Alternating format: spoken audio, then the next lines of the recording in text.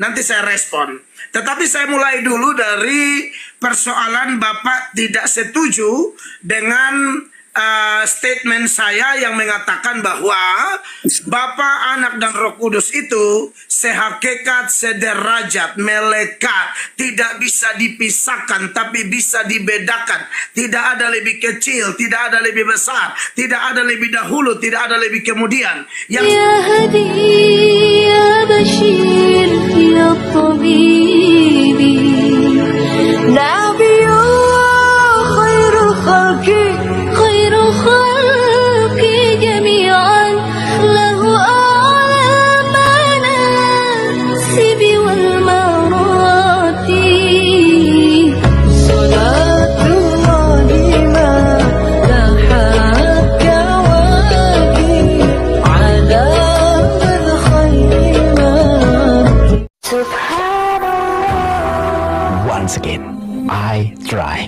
Bismillahirrahmanirrahim. Assalamualaikum warahmatullahi wabarakatuh. Kaum muslimin yang dirahmati Allah, semoga Allah senantiasa curahkan segala rahmat, segala nikmat yang berkepanjangan dan tiada kabur hujung dari dunia hingga akhirat, insyaallah. Dan Allah pun kumpulkan kita para kaum muslimin di bawah naungan aras Allah beserta para nabi, beserta para orang-orang yang Allah kasih, Allah sayangi, Allah cinta, insyaallah, di bawah naungan aras Allah kelak di mana tiada naungan selain daripada naungannya, insyaallah. Amin amin Allahumma amin.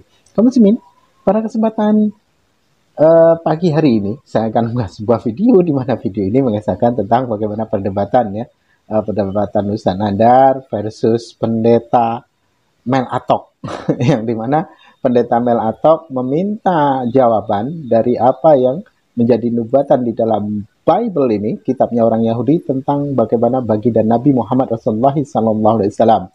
Namun ketika setelah dijabarkan, pendeta Mel Atok ini hanya menjawab dengan asumsinya, ya, dengan reka-rekaannya sendiri, dengan cara ngotot, ya, tanpa dalil. Oke, demikian kaum muslimin videonya. Cuma Donditan, Ahmad Kainama, Nandar, dengan segala orang-orang yang lain yang belajar Alkitab untuk mencari-cari kesalahan mereka. Nah, ini saya stis itu videonya. Jadi saya stis Pak Pendeta Mel Atok yang saya hormati, kalau bisa kita untuk berdiskusi baik di dunia nyata, saya sangat bersukacita gitu kan. Kalau di dunia online saya juga sangat senang. Dan alhamdulillah kebetulan malam hari ini saya ketemu sama Pak Pendeta Mel Atok. Tentu tanpa mengurangi rasa hormat saya, rasa kasih sayang saya kepada Mel Atok, Pak Pendeta Mel Atok, selaku sesama manusia. Karena di dalam ajaran Islam itu diajarkan untuk berkasih sayang, Pak Pendeta Mel Atok. Jadi Nabi saya, Nabi kami umat Islam bersabda, la yu'minu ahadukum hatta yuhibbu li ahihi wa yuhibbu li nafsihi. Tidak beriman salah seorang di antara kalian sebelum mencintai saudaranya sebagaimana mencintai dirinya sendiri. Oh, jadi bahkan di dalam Islam itu Rasulullah SAW bersabda, ya, falyakul khairon aw liyasmut, berkata baik, benar, atau diam. Al muslimu man salimal muslimuna min lisanihi wa yadihi. Seorang muslim itu yang mampu menjaga saudaranya dari bahaya lisan dan tangannya. Di sini Pak Pendeta Mel Atok mengatakan saya menyesatkan. Saya justru pengen bertanya nih, saya pengen tahu unek-unek dari Bapak Pendeta Mel Atok terkait apa mungkin statement yang saya sampaikan atau narasi-narasi yang saya buat, biar kita berbicara dari hati ke hati. Cie. Ya. Gitu Pak Pendeta Mel Atok, gimana nih? Saya bicara ya Pak Nandar ya. Ya boleh, ya, silakan. jadi apa namanya? Seperti Pak Nandar juga tahu bahwa kita sudah sering lihat sama-sama di media sosial, baik YouTube maupun yang lain-lain. Dan salah satu yang saya lihat ngotot membahas Alkitab adalah Saudara Nandar. Minta maaf, Pak Nandar ini sudah menikah atau belum? Aduh. Suara Pak Nandar ya, jelas. Kemarin saya ditawari sama Ica. Nandar. Oh iya, Nandar, kalau mau masuk Kristen nanti saya kasih adik saya. Kemarin saya ditawari. Jadi saya sudah menikah, Pak. Oh. Punya anak 2. Wow. Istri 1. Ica Gitu, siapa? Ica siapa, Pak? Enggak, Ica itu partner diskusi dari Kristen. Dia bilang, Nandar kalau kamu masuk Kristen saya kasih adik saya. Katanya begitu. Kata saya, andaikan matahari di tangan kananku, rembulan di tangan kiriku, cewek montok, cewek cantik, cewek bohai di depan mataku, saya tidak akan mengganti iman saya. Gitu Pak, saya bilang. Oke, Pak Nandar. Pak Nandar tinggal di mana? Pak Nandar Boleh, tinggal di silakan mana? Pak. Saya asli Kuningan, Jawa Barat, Pak. Kuningan, Jawa Barat itu selatannya Cirebon. Ada kota kecil namanya Kuningan. Suku Sunda, Pak, saya ini. Orang Sunda asli. Cuma kuliah saya di Surabaya. Sama di Sidoarjo. Siap. Iya. Oke, Pak Nandar, ini yang saya sering Boleh, melihat Pak silakan, Nandar Pak. salah satu. Siap. Pak Nandar salah satu yang cukup sering menafsir atau ya kalau kita sih membaca Alkitab tidak ada masalah ya. Tapi kalau tafsir ini kan Ya. itu memang ada ilmunya, ada sekolahnya. Orang belajar otodidak juga bisa-bisa aja. Tetapi memang saya lihat beberapa tafsiran Terima, Pak Pak. Nandar. Pak, diterima, Pak. Biar banyak yang nonton, Beberapa Pak. Diterima, tafsiran, Pak. saya kasih tahu dulu tafsiran Pak Nandar. Nanti Pak Nandar koreksi apakah yang saya tonton itu Boleh, benar atau tidak. Boleh, Pak. Kemarin kan rame tuh debat Pak Donditan sama Pak Budi Asali sama Pak Estra, Yesaya 53. Ya. Dan Pak Donditan dan tim memang pakai data-data seperti Tanak dan Septuaginta. Tapi saya lihat tafsiran di situ sama Pak Nandar beda tuh. Kalau Pak Donditan Gimana? dan tim kan, Pak Donditan dan tim kan pokoknya bilang hamba Tuhan di situ. Kalau Kristen kan itu Yesus Kristus. Tapi Iya, kalau iya, iya.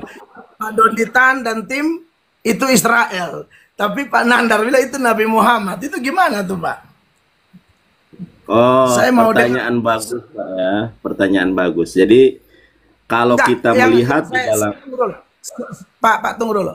Sebelumnya yang saya tonton itu benar ya, Pak memang berpendangan bahwa di Yesaya 53 itu Nabi Muhammad.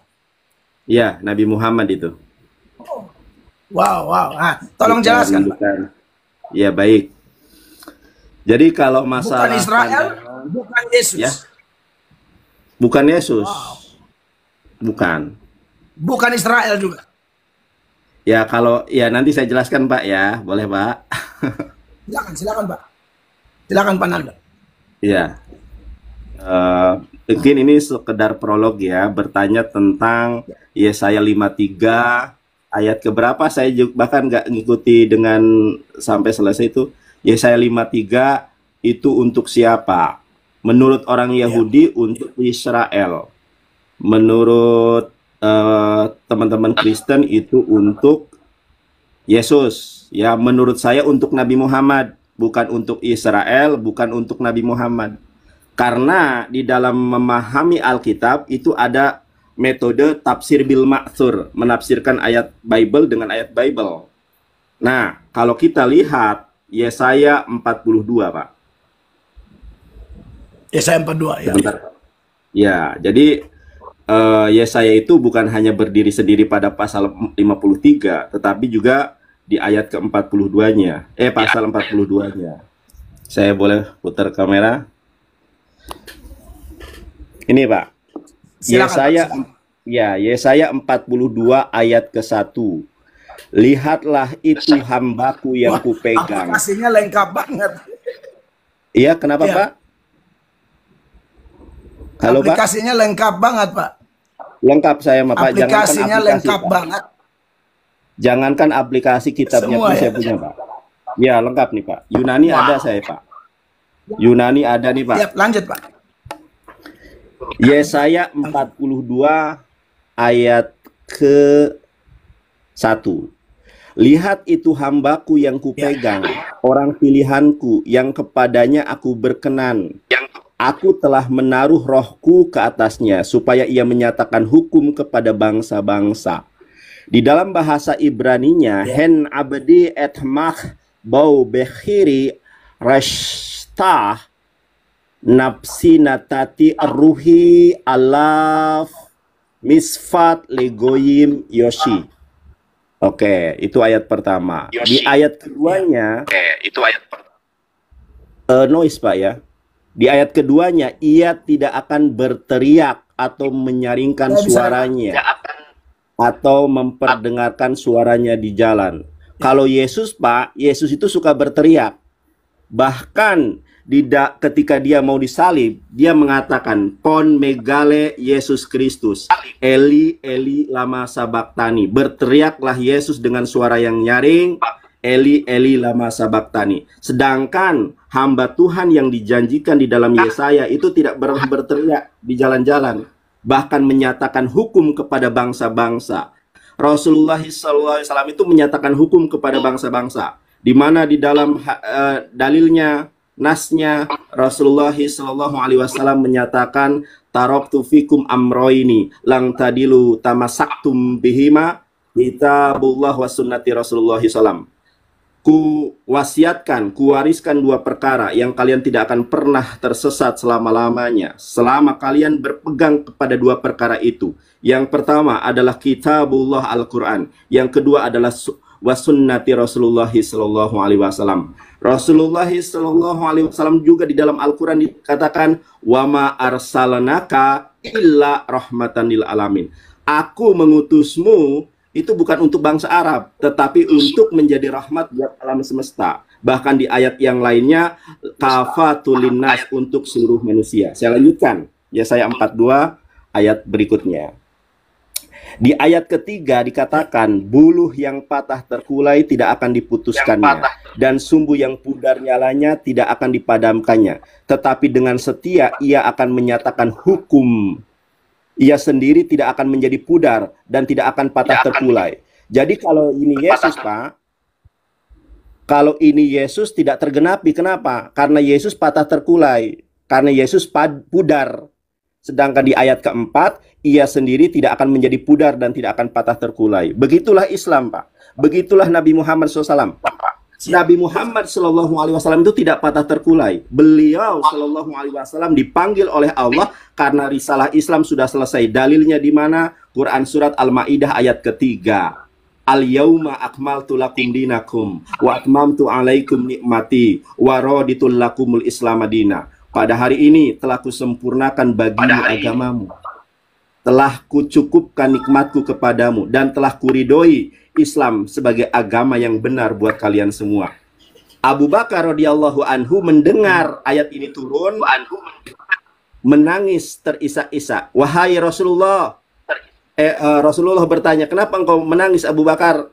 Ya Rasulullah, kalau Islam sudah sempurna, kalau nikmat yang Allah anugerahkan kepadamu sudah dicukupkan, kalau Islam sudah diridhoi, berarti engkau akan dipanggil. Beberapa bulan setelah ayat ini turun, Rasulullah SAW meninggalkan kita semua karena risalahnya sudah selesai. Tapi Yesus patah terkulai sebelum risalahnya tergenapi Pak. Di dalam Yohanes 16 ayat ke-12-13, Yesus masih menjanjikan seorang penolong. Artinya apa? Risalah Yesus belum selesai. Sedangkan hamba Tuhan yang dijanjikan oleh Yesaya, dia tidak akan patah terkulai, dia tidak akan pudar sebelum hukum dimaklumkan kepada segala bangsa. Terima kasih. Mungkin itu dari saya. Kalau Pak Pendeta mau menanggapi, silakan. Ya, saya tanggapi ya, Pak Nandar. Boleh. Ya, Pak Nandar, sebelum ini suara saya bisa didengar dengan jelas? Bisa. Sangat bisa, Pak. Suara saya jelas. bisa didengar? Oke. Sangat jelas. Pak Nandar, saya tadi tertarik dengan prinsip penafsiran yang Pak Nandar sampaikan bahwa kitab suci menafsirkan kitab suci. Oke, ini kita bisa diskusi panjang, tetapi saya juga harus kasih tahu bahwa kitab suci Kristen ini kan perjanjian lama, perjanjian baru, Pak. Walaupun itu pasti Pak Nandar punya pandangan dan teman-teman Pak Nandar punya pandangan tentang kitab suci kami. Tetapi perlu saya kasih tahu bahwa kitab suci orang Kristen ini perjanjian lama, perjanjian baru. Jadi kalau prinsip penafsirannya adalah kitab suci, menafsirkan kitab suci, kami setuju itu, tapi bukan sekedar perjanjian lama menafsirkan perjanjian lama, tapi seluruh kitab suci bagi kami dari Kejadian sampai Wahyu itu semua diilhamkan oleh Allah. Pengertian diilhamkan oleh Allah tentu agak berbeda dengan pandangan orang Islam yang mengatakan misalnya Al-Quran diturunkan kepada Nabi Muhammad, lalu Injil kepada Nabi Isa. Kalau kami tidak demikian, sorotan kami terhadap kitab suci. Penulis kitab suci dari Kejadian sampai Wahyu itu ada 40 orang, Pak. Penulis pertama adalah Nabi Musa. Penulis terakhir adalah Yohanes anak Zebedeus. Dan kami percaya bahwa ke-40 penulis ini dipimpin Roh Kudus. Sekalipun yang mereka catat itu adalah cerita pengalaman pribadi, kejatuhan, kegagalan, atau apapun itu. Kami tetap percaya dalam doktrin pengilhaman kitab suci, semua penulis itu dikendalikan oleh Roh Kudus, sehingga cerita mereka tidak bisa salah. Itu penafsiran kami. Nah, kalau memang Pak Nandar tadi menyebut Yesaya 42 ya. Yesaya 42 itu adalah untuk Nabi Muhammad. Kira-kira Pak, ada tidak Nabi Muhammad sendiri memberi konfirmasi, mungkin dari Al-Quran, bahwa itu adalah beliau? Silakan dulu, baru saya tanggapi lanjut Pak. Ya, baik. Saya tanggapi ya. Bismillahirrahmanirrahim. Alhamdulillah. Ya Pak ya, terima kasih. Saya sangat senang dan bersuka cita. Bapak diterima Pak, ininya mesnya Pak, biar semakin FYP Pak. Ada tuh kan, saya minta itu diterima biar FYP. Ya, biar semakin banyak orang Saya yang kurang melihat. ngerti, saya mesti diarahkan. Ya, diterima Pak. Tapi ini Biar bukan jebakan penjelasan- toh. Bukan jebakan. Mana mungkin saya menjebak Bapak lah. Terima aja Pak. Terima. Bercanda. Iya Pak, mana mungkin saya Siap, menjebak siap. Bapak. Supaya Ya, Bapak, Ya. kalau saya jawab, Bapaknya diam dulu Pak ya. Mohon maaf Pak ya, minta tolong saya. Ya, Al-Quran jelas mengkonfirmasi Pak. Di dalam Quran surat Al-A'raf, di dalam Quran surat Al-Baqarah. Di dalam Quran surat Al-Baqarah ayat 146.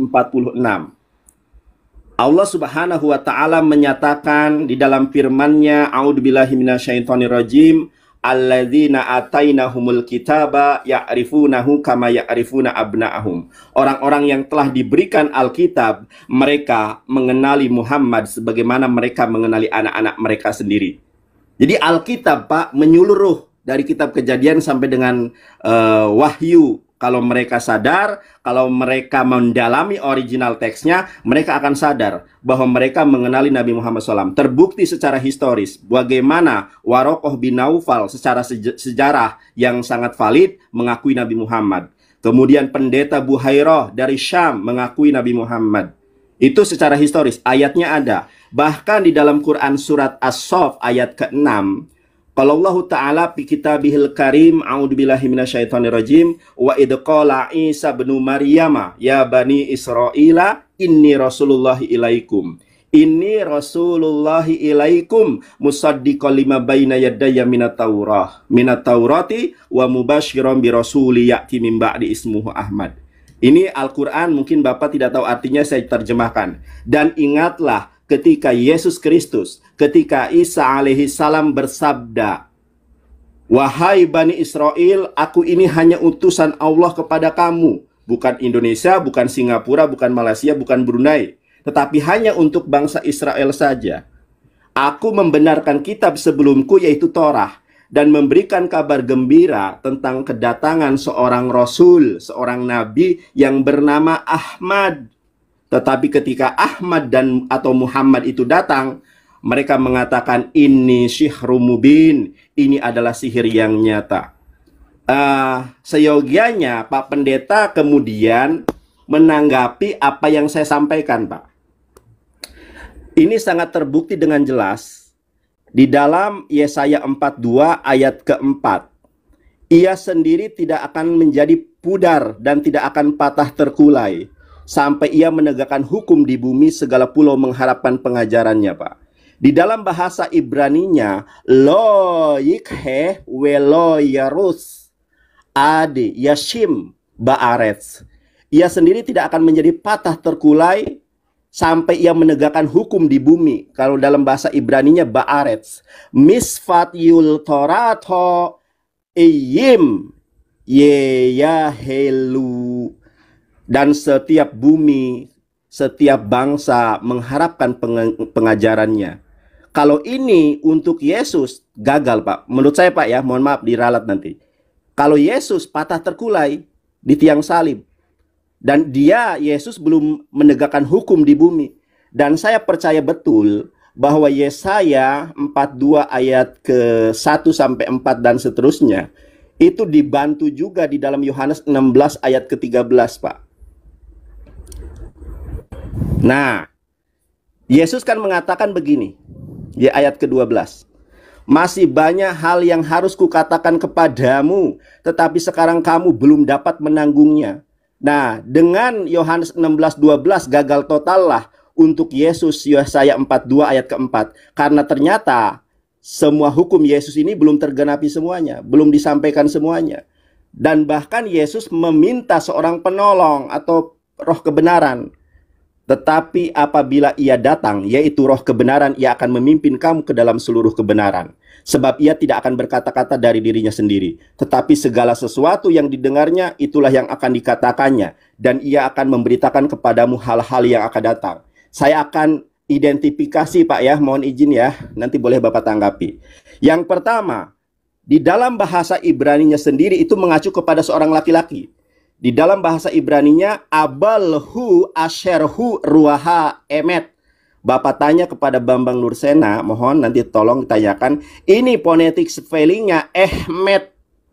Kalau di dalam bahasa Ibraninya sekarang saya baca ha emet alef mem tab. Abalhu, hu itu kata ganti atau domir dalam bahasa Arab. Dalam bahasa Ibrani namanya semhagub. Ini mengacu kepada seorang laki-laki. Ha ehmet ahmad. Kemudian di sini dikatakan keseyabo yadrik ethem el kol haemet. Dia akan memimpin ke dalam seluruh kebenaran. Kemudian kilo yedaber me asmo. Dia tidak akan berkata-kata dari dirinya sendiri, Pak. Ini di mana dasar Qur'annya? Quran surat An-Najm ayat 1 sampai 4, wa ma yantiqu anil hawa in huwa ila wahyu yuha. Nabi Muhammad ini tidak berkata-kata dari dirinya sendiri. Kemudian yang pertama, dia akan memimpin kamu ke dalam seluruh kebenaran. Saya tadi sudah menyebutkan hadisnya, taraktu fikum amroini lang tadilu tamasaktum bihima kitabullah wa sunnati rasulullah. Ku tinggalkan dua perkara, kalian tidak akan pernah tersesat selama-lamanya selama kalian berpegang teguh kepada keduanya. Dan Bapak mungkin sudah mendengar ya, di dalam Islam ini mulai bangun tidur sampai tidur kembali ada tuntunannya, Pak. Ini adalah manifestasi dari Yohanes 16:13. Dia akan memimpin ke dalam seluruh kebenaran. Kalau ini kepada selain Nabi Muhammad tidak bisa. Kemudian di sini dikatakan ella et asherhu someya yedaber. Dia akan mengatakan sesuatu yang dia dengar. Fe'et habaot yodia lahem. Dan dia akan memberitakan kepadamu hal-hal yang akan datang. Ini siapa? Kalau bukan Nabi Muhammad, ini siapa, Pak? Dia seorang laki-laki loh. Sementara, mohon maaf, ini sebagai sebuah hazanah keilmuan, Pak. Kalau Roh Kudus itu bentuknya bukan maskulin. Kalau Yohanes 16:13 bentuknya maskulin. Kalau Roh Kudus itu bentuknya feminim. Di dalam Kejadian 1 ayat sebentar ya. Kejadian 1 ayat ke-2. Ini saya tunjukkan kepada Bapak ya. Nanti Bapak tanggapi. Nih Pak, saya tunjukkan kepada Bapak. Bumi belum berbentuk dan kosong, gelap gulita menutupi roh menutupi samudera raya, dan roh Allah melayang-layang di atas air. Di dalam bahasa Ibraninya, Feha aretz haita tohu wabohu, Fehoshek alfnei tohum, Feruah Elohim, Merchefet alfnei hamayim. Kalau kita lihat di dalam itu Bible Interlinear, sebentar Pak ya. Bible Interlinear mana sebentar. Nah Pak, kita lihat Pak di sini Pak ya. Nih, Roh Kudus di dalam Kejadian 1 ayat kedua ternyata bentuknya adalah feminim. Sedangkan Yohanes 16:13 bentuknya adalah maskulin. Lalu mereka kembali kepada pekerjaan lama, tapi nanti setelah Roh Kudus turun, dan Roh Kudus itu bukan manusia, sudah pasti bukan Muhammad, itu Roh Kudus turun ya. Pada waktu Roh Kudus turun itu Pak, nah disitulah Petrus kuat. Makanya pengkhotbah pertama yang melalui khotbahnya 3.000 orang bertobat, itu Simon Petrus Pak.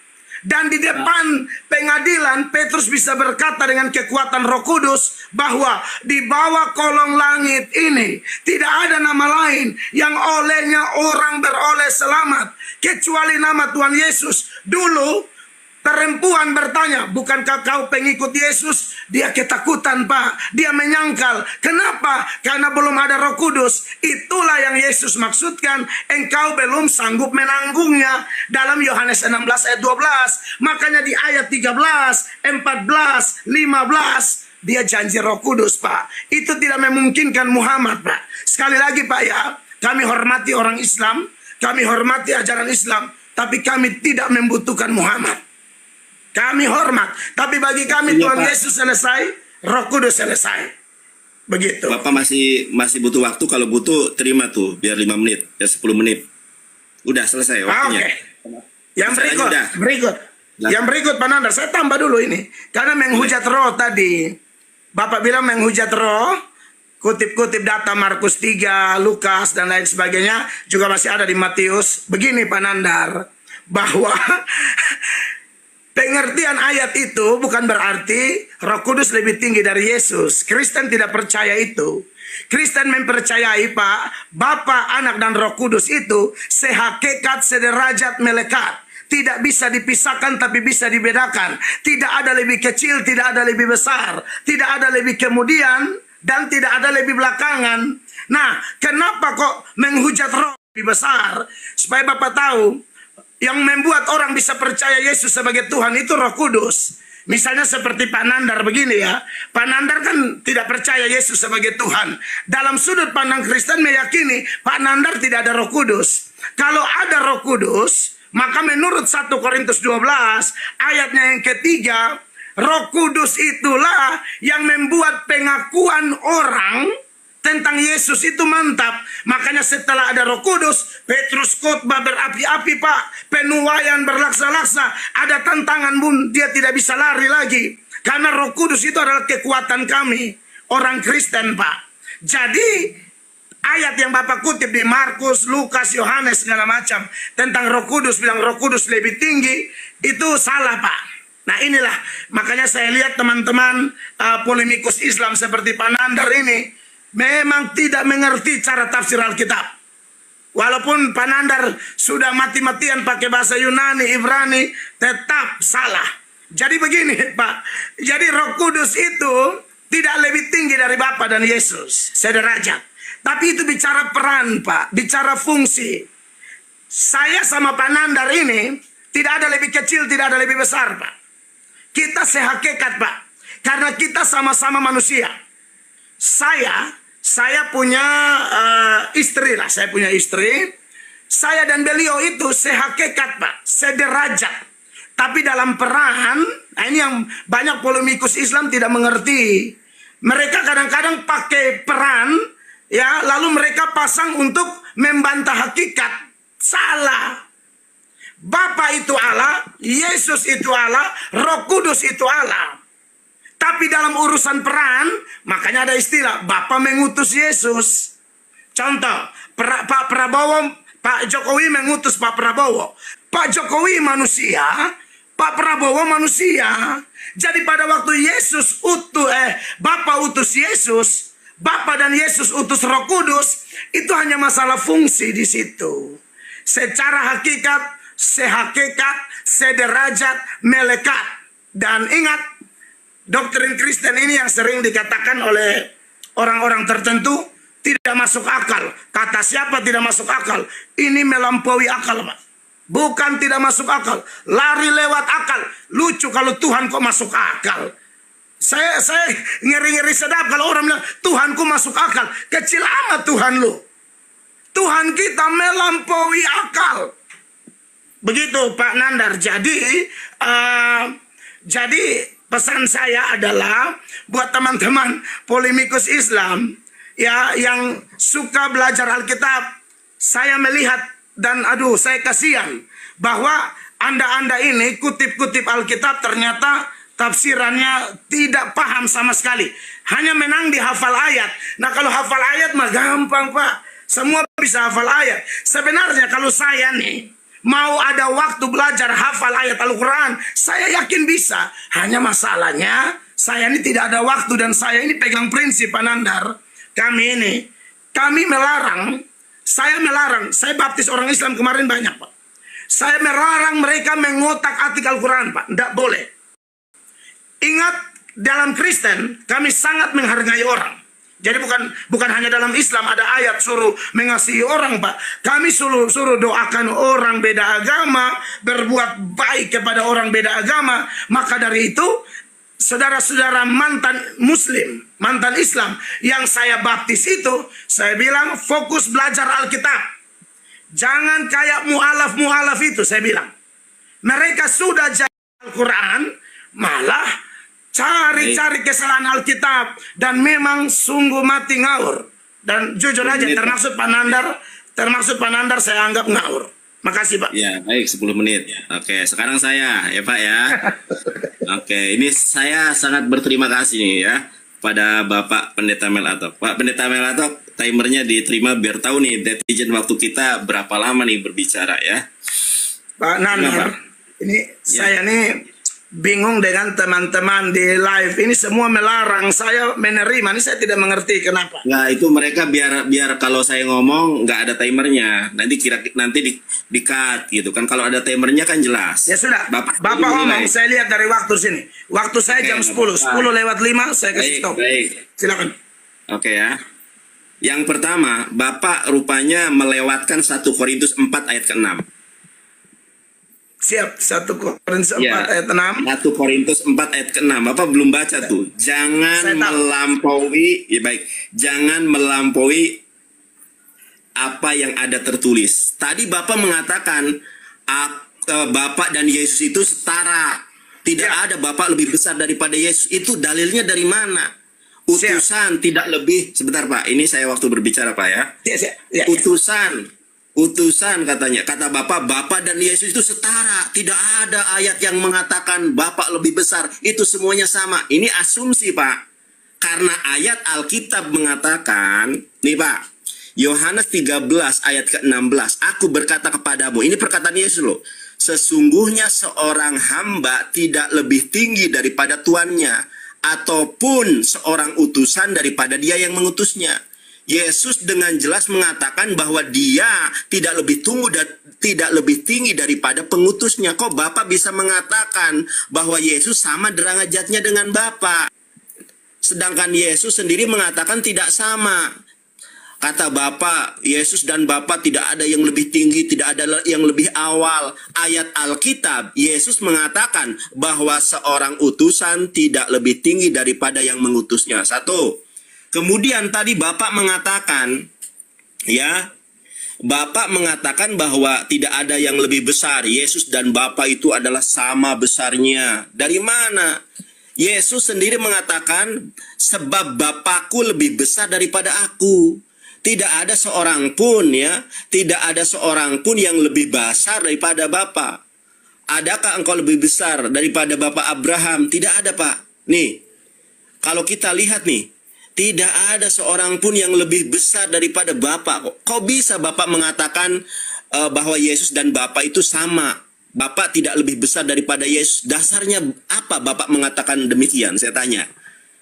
Atas dasar apa Bapak mengatakan bahwa Yesus tidak derajatnya sama dengan Bapa, sementara di dalam Bible sendiri Yesus mengatakan bahwa Bapa itu lebih besar daripada Yesus dan utusan itu lebih tinggi daripada utusan itu tidak lebih tinggi daripada yang mengutusnya. Yesus adalah seorang hamba, tidak lebih tinggi daripada tuannya, Pak. Itu yang pertama. Lalu yang kedua, tadi saya terlewatkan membahas Alkitab palsu, Pak. Saya tunjukkan, inilah pentingnya para pendeta menguasai bahasa Ibrani, Yunani sebagai bahasa asli dari original teks, Pak. Saya punya data ini, Pak. Saya punya data dari Katolik, Injil menurut Markus.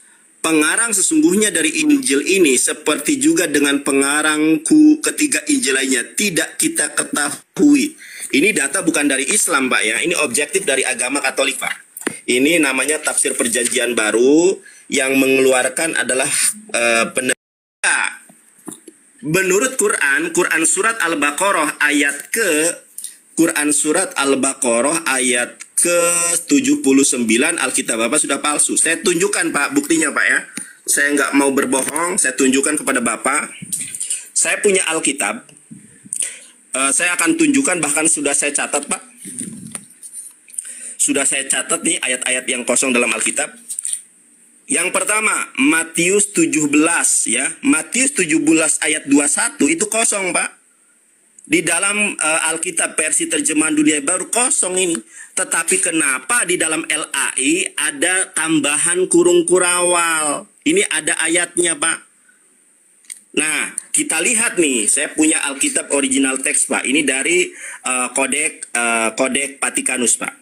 The Greek New Testament. Bener nggak ada di dalam Matius 17 ayat 21? Ini adalah bahasa Yunani, tertulis di sini kata Mation, ya, Matius. Pasal 17 ayat 21, Pak. Bapak lihat di sini.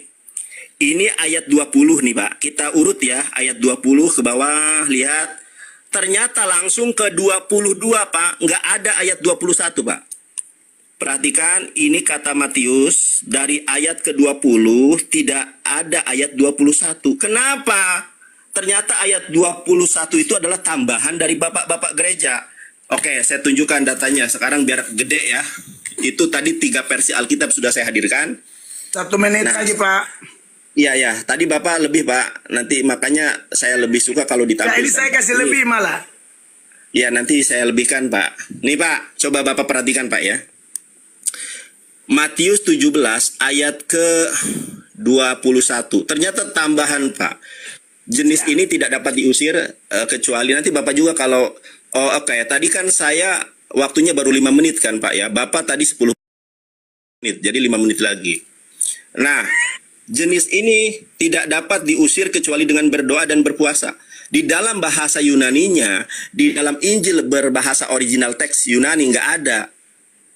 Matius 17 ayat 21. Di dalam Alkitab LAI ini ternyata ada tambahannya. Ini dari mana? Ternyata saya menduga ini, Pak.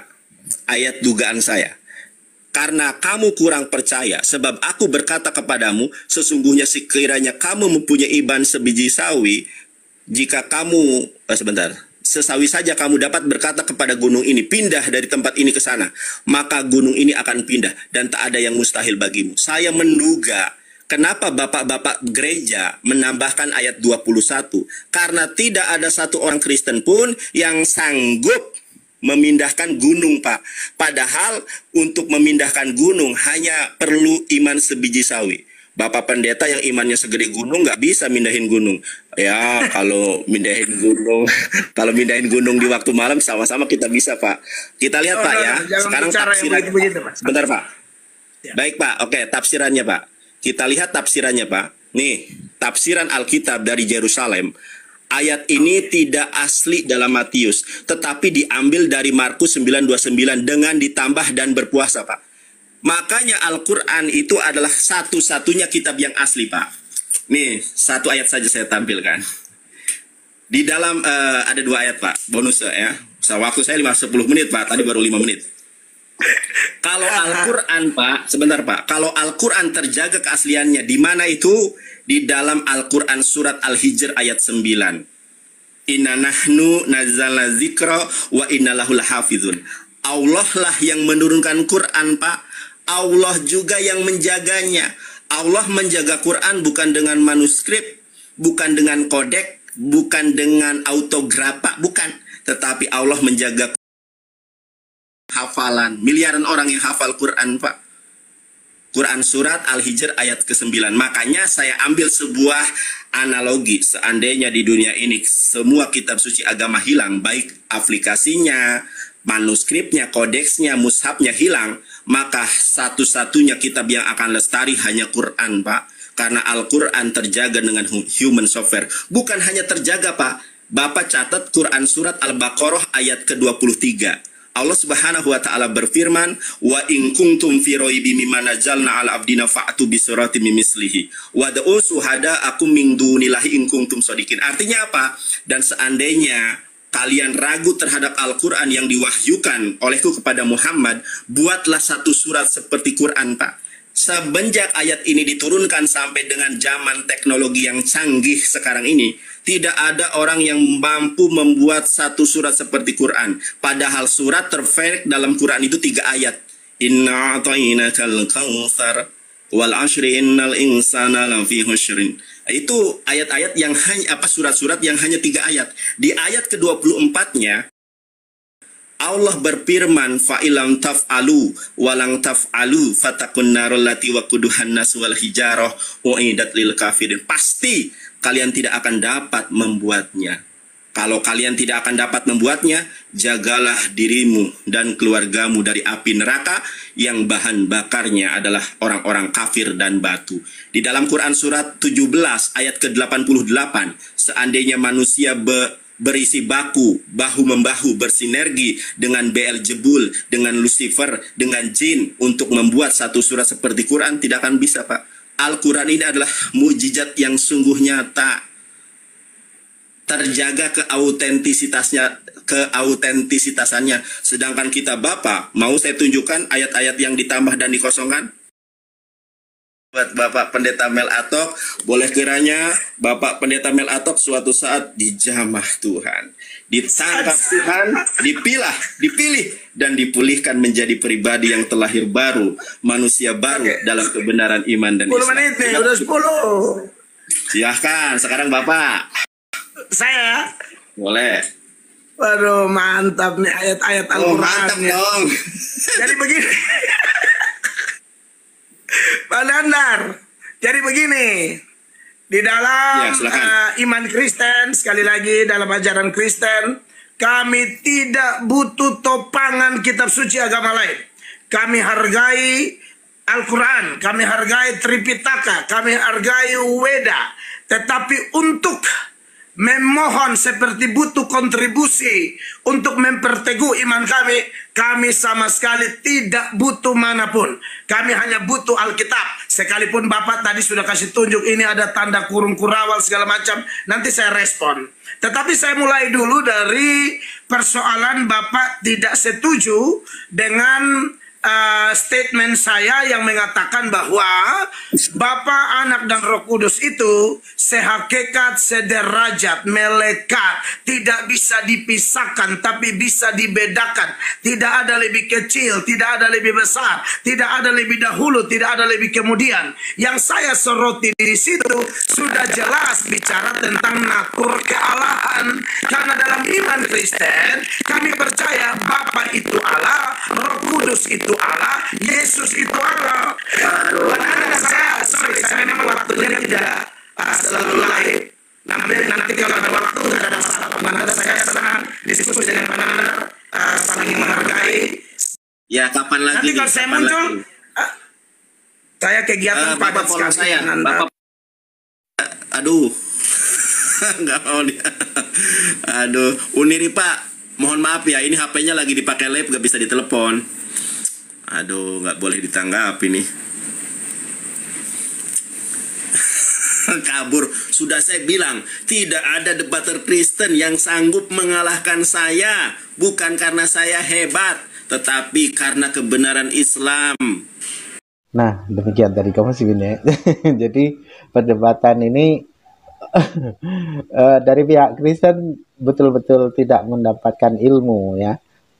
dari pihak Muslim malah jadi sebuah lelucon kita sebagai umat Muslim menengok seorang pendeta mendebat umat Muslim hanya dengan reka-rekaan, retorika yang dia bangun sendiri atas narasi yang dia bangun atas pemikirannya sendiri, ya. Jadi tidak sikit ya, satu saja yang dapat dilontarkan ya untuk membantah hujah dari umat Muslim ini dengan argumentasi yang berdalil, hanya malah yang pada akhirnya kabur. Karena apa? Memang tidak ada pendeta, tidak ada satupun pendeta ya di muka bumi ini, setinggi apapun otoritasnya, setinggi apapun ilmunya, itu tidak akan pernah dapat mampu berdebat dengan umat Muslim. Karena apa? Keilmuan yang mereka pelajari itu murni oleh karena asumsi mereka sendiri, dan ketika mereka bersekolah teologi itu kan namanya juga teologi, teori-teori ya, exegesis, artinya tafsiran demi tafsiran yang dimana sesungguhnya tafsiran itu tidak berkesesuaian namun mereka paksakan itu. Maka ketika berdebat maka itulah yang terjadi ya. Kalau bagi kita umat Muslim jadi ketawa-ketawa ya, tapi bagi umat Kristen aduh begitu merasa hebat, tapi tidak mendapatkan ilmu mereka, karena mereka memang orang-orang yang tidak mau menggunakan akalnya, tidak mau menggunakan fikirnya, sehingga mereka ya itulah tadi, menjadi Kristen itu ya seperti apa yang tertulis di dalam kitab orang Kristen wajib bodoh sampai mati. Itulah karena apa? Mereka mempelajari bukan berasal dari kitab suci, melainkan dari teori-teori. Oke, demikian saja kaum muslimin yang dapat saya sampaikan dan saya akhiri video saya ini. Wassalamualaikum warahmatullahi wabarakatuh. يا هدي يا بشير يا طبيب نبي خير خلق جميعا له أعلى المناسب والمراتب صلاة الله ما لاحت كواكب على من خير ما سبحان الله. Once again, I try.